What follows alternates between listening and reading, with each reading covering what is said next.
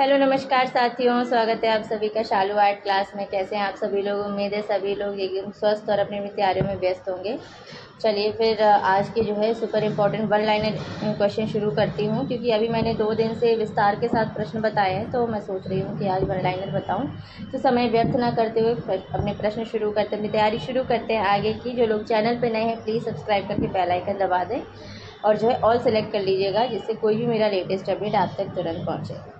तो चलिए आज का प्रथम प्रश्न है, गुएर्निका नामक चित्र किसने चित्रित किया? तो यहाँ पे हमारा ऑप्शन नंबर ए सही हो जाएगा, पिकासो ने। अगला प्रश्न है, प्रख्यात चित्र गुएर्निका किस माध्यम में निर्मित है? तो यहाँ पे हमारा ऑप्शन नंबर बी सही हो जाएगा, कैनवास पर तैल रंग। अगला प्रश्न है, पिकासो का विश्वविख्यात चित्र गुएर्निका किस शैली का है? तो यहाँ पे हमारा ऑप्शन नंबर डी सही हो जाएगा, यानी कि अति यथार्थवादी और घनवादी दोनों का है। अगला प्रश्न है, सर्वाधिक प्रसिद्ध चित्र शांति यानी पीस किसके द्वारा बनाया गया है? तो यहाँ पे हमारा ऑप्शन नंबर ए सही हो जाएगा, पिकासो के द्वारा। अगला प्रश्न है, तीन संगीतज्ञ किसकी प्रसिद्ध पेंटिंग है? तो यहाँ पे हमारा ऑप्शन नंबर ए सही हो जाएगा, पिकासो की। अगला प्रश्न है, द स्टूडियो का कलाकार कौन था? तो यहाँ पे हमारा ऑप्शन नंबर बी सही हो जाएगा, पिकासो। अगला प्रश्न है, अपने पिंक पीरियड के लिए कौन प्रसिद्ध है? तो यहाँ पे हमारा ऑप्शन नंबर डी सही हो जाएगा, पिकासो। अगला प्रश्न है, राम कुमार के ऊपर है ये। असंबद्ध चित्रकार का नाम बताएं? तो यहाँ पे जो भी चित्रकार हमें दिए गए हैं उनमें जो है राम कुमार यानी बी ऑप्शन अलग हो जाएगा, असंबद्ध हो जाएगा, बाकी सब एक दूसरे से जुड़े हुए हैं। अगला प्रश्न है, उस चित्रकार का नाम बताइए जिसने कला का अध्ययन पेरिस में किया और जो अपनी भावात्मक दुनिया की अभिव्यक्ति नगर और प्राकृतिक दृश्यों द्वारा करता है। तो यहाँ पे हमारा ऑप्शन नंबर डी यानी कि राम कुमार सही हो जाएगा। अगला प्रश्न है हमारा, घनवास से प्रेरणा लेने के उपरांत निजी विशेषता वाले कलाकार का नाम बताइए? तो यहाँ पे हमारा ऑप्शन नंबर डी सही हो जाएगा, राम कुमार। अगला प्रश्न है, राम कुमार प्रसिद्ध हैं अपने? तो यहाँ पे हमारा ऑप्शन नंबर बी यानी कि प्रकृति चित्रण के लिए प्रसिद्ध हैं। अगला प्रश्न है, एक चित्रकार जिसने बनारस के घाटों का मनोरम चित्रांकन किया? तो यहाँ पे हमारा option number A Ram Kumar सही हो जाएगा। चलिए अब अभिव्यंजनवाद के बारे में पढ़ेंगे हम लोग। अभिव्यंजनवादी चित्रकला का प्रारंभ हुआ तो कब हुआ? तो यहाँ पे हमारा ऑप्शन नंबर जो है फ्रांस से हुआ,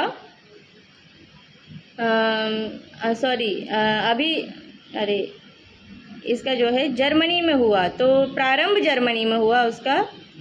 ऑप्शन नंबर बी सही हो जाएगा। अभिव्यंजनवाद किस देश के कलाकारों द्वारा शुरू किया गया था? तो यहाँ पे हमारा ऑप्शन नंबर सी यानी कि जर्मनी के।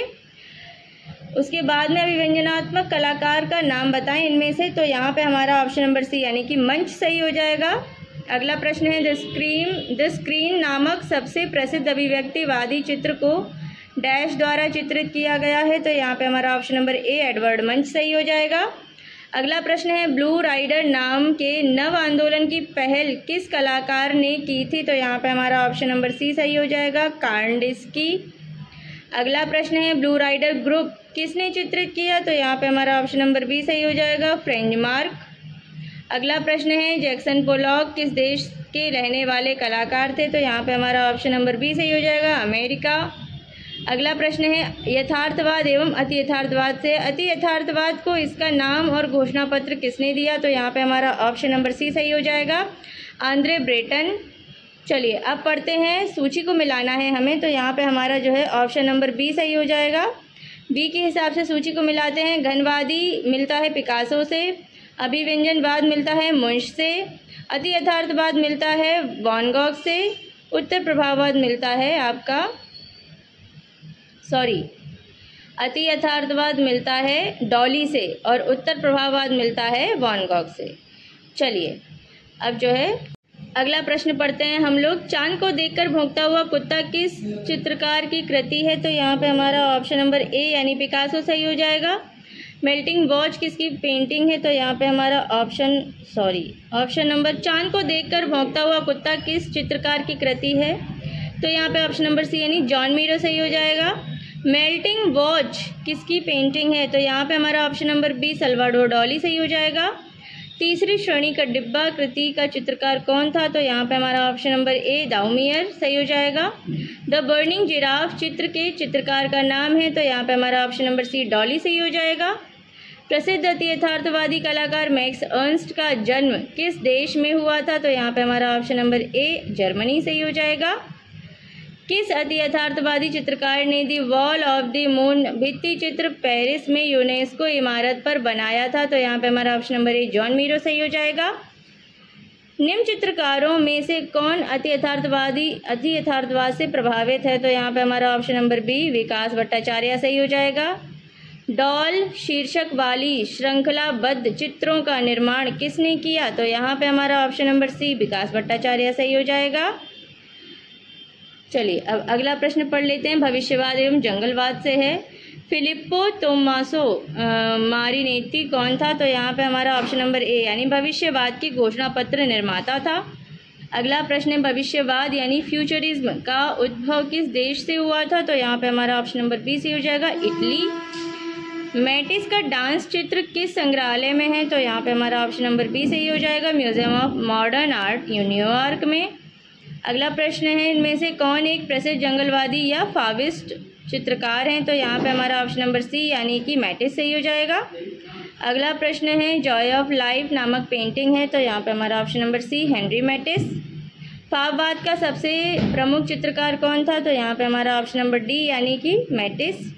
कौन प्रसिद्ध फाविज्म कलाकार था? तो यहाँ पे हमारा option number C Henri Matisse सही हो जाएगा।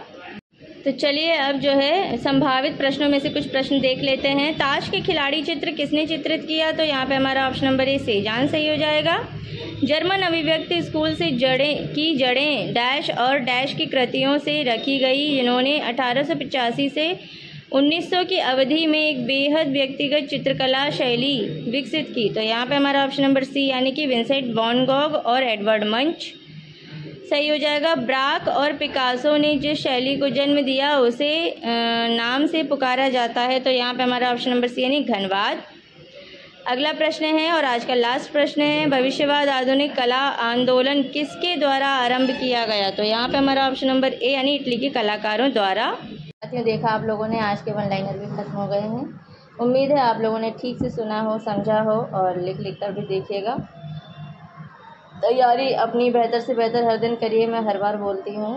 तो चलिए फिर मिलती हूँ नेक्स्ट वीडियो के साथ, तब तक के लिए take care and bye bye.